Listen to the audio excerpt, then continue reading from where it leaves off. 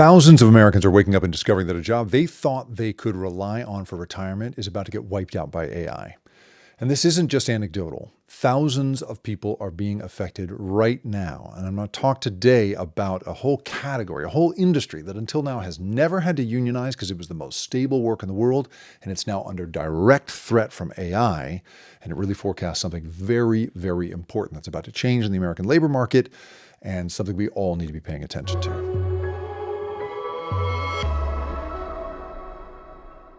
Hey, I'm Jake Ward. This is The Rip Current. We look at the big invisible forces that shape our lives every day. So I have a piece up at hardresetmedia.com. Hard Reset is a newsletter that covers power and politics and tech. And it's entitled Last Teller Standing, Inside Wells Fargo's AI-Driven Workforce Purge. And I spent this week speaking to bank tellers and union organizers about the big shift going on in banking right now.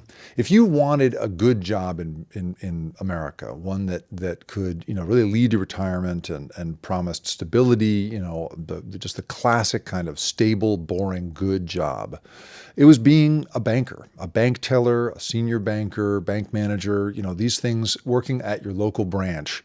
You can put your kids through school. It was a great gig. Now we're seeing layoffs, big layoffs. And the place that is really the poster child for this is Wells Fargo. It's a California headquartered bank. It's the fourth largest bank in the country.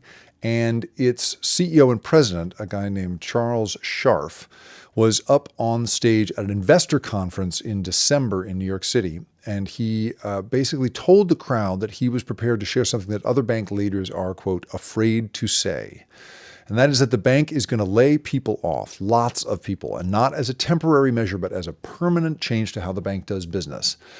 Because so much work can be supplemented or even replaced with AI, he told investors, quote, we are going to have lower headcount in the future.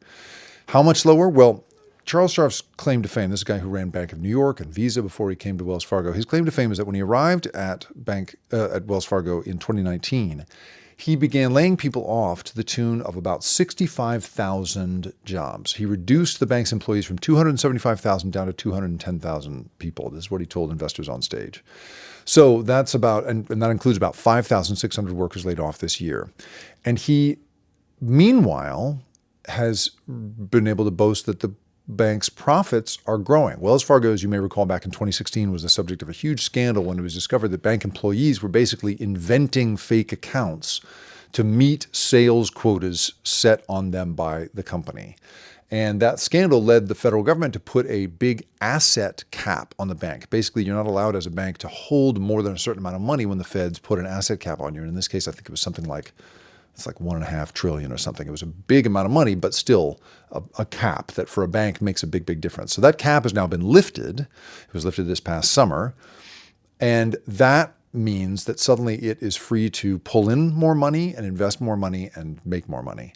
So the bank is wringing more profit, it turns out of fewer people, right? They're down 65,000 people, and yet their profits are up. So Scharf talked about a 20% growth in new credit card accounts, a 19% jump in auto lending balances, 12% loan growth in commercial banking, and a 14% increase in investment banking fees. So this is a bank that is really firing on all cylinders in terms of making money. But Scharf said in a statement, quote, we have funded significant increased investments in infrastructure and business growth by driving greater savings. Okay, I've given you all of this background to then tell you a little bit about the life of bank tellers. So I spoke to a couple of different people who work inside Wells Fargo's. One is a bank teller named Danielle Oliva. She's worked there for about 3 years. She's in a branch in Artesia, New Mexico. It's the only Wells Fargo in that town. And she says, as a result, it really feels like a community bank. She says that when she started there, she was one of 3 tellers that would work out front. On the line is the word they use in banking. And those 3 tellers served a, regular circulation of customers who would come back again and again and again. She says that she would know their families, their names, she knew, everything about them essentially as they came through week after week. But over time, that 3 people became 2 people, and that 2 people have now become 1 person, such that she is the only person now working in the front of that bank. Meanwhile, Wells Fargo is pushing a lot of app interactions. They're pushing their apps saying that you can do everything you need to on that. And most of your interactions on that app are in many cases guided by and surveilled by AI, according to Danielle and others I've spoken to. So more and more the bank is trying to emphasize technological solutions over human solutions in getting the banking done. So that has led these bankers who have seen their colleagues laid off, have heard Charlie Scharf's plans, and can clearly see the writing on the wall. It's caused them to unionize. So I began speaking to labor organizers at the Consumer Communications Workers of America, CWA, and they tell me that 28 different branches of Wells Fargo have voted to unionize across the United States in 14 different states. That is not just a big number for that one bank. That's a big number for banking at all. Banking in this country has never really unionized before. And that is because, again, it's been a really steady job. And at one time, it was a job where you could really have a single earner in the household doing that. But according to labor organizers, people who've been working at this bank for 20 to 25 years say that now they have to both work that job and a second job to make ends meet. And so the pay has stagnated even as costs have go up, and the work is greater. I spoke to a senior premier banker at an Albuquerque branch named Sabrina Perez.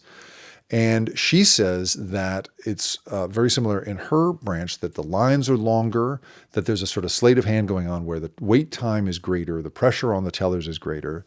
And also, now these employees, the Wells Fargo employees, are, like so many people in America, employed on an at-will basis. You don't need cause to fire them. You can just cut them loose whenever you want to, which is in part how Charlie Scharf is laying so many people off.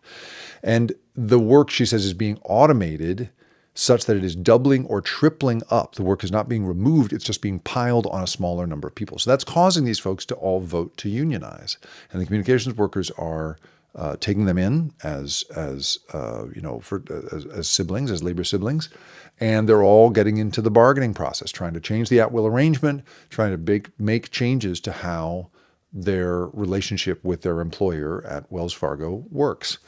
And again, it's just a big, big shift. There's a big shift in labor in the United States, and it really speaks to the shift from a threat to what was mostly blue-collar workers when it came to technology, to now a threat to white-collar workers. And this is in no way to say that blue-collar workers in some way should be under threat and white-collar workers should not.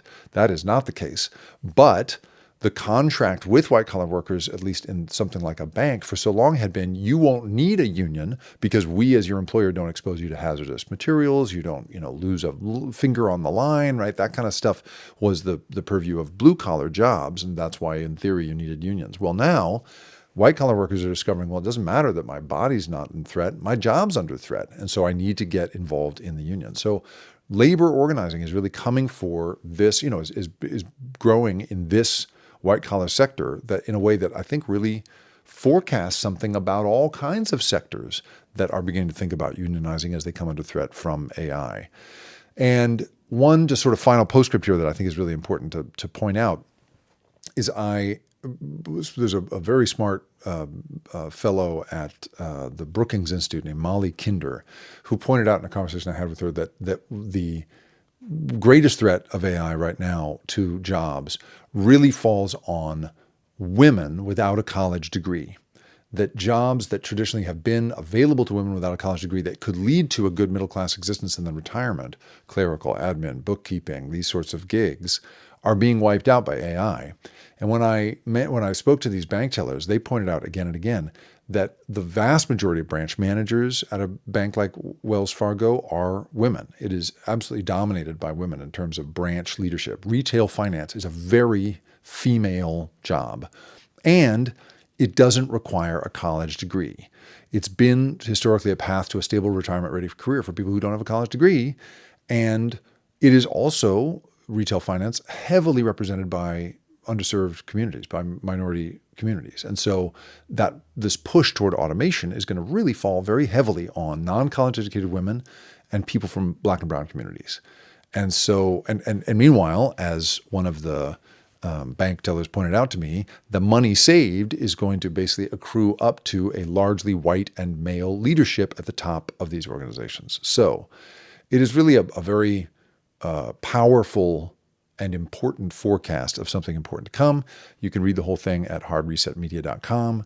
And I really think that we all need to be sort of paying attention to the ways in which AI, like water, is going to seep into society and into the labor market in a way that I think is going to catch a lot of people by surprise and is going to require some pretty active organizing to push back against, at least according to the people that I've been speaking to.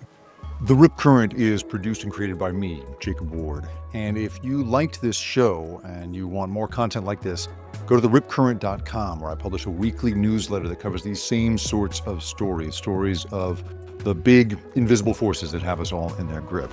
And if you want to really do me a favor, if you could go to where you have listened to this or watched it and like it, share it, or even better, review it. Holy cow, is that helpful? It's the best possible way for me to find a new audience. I really appreciate you being here. Thanks for listening.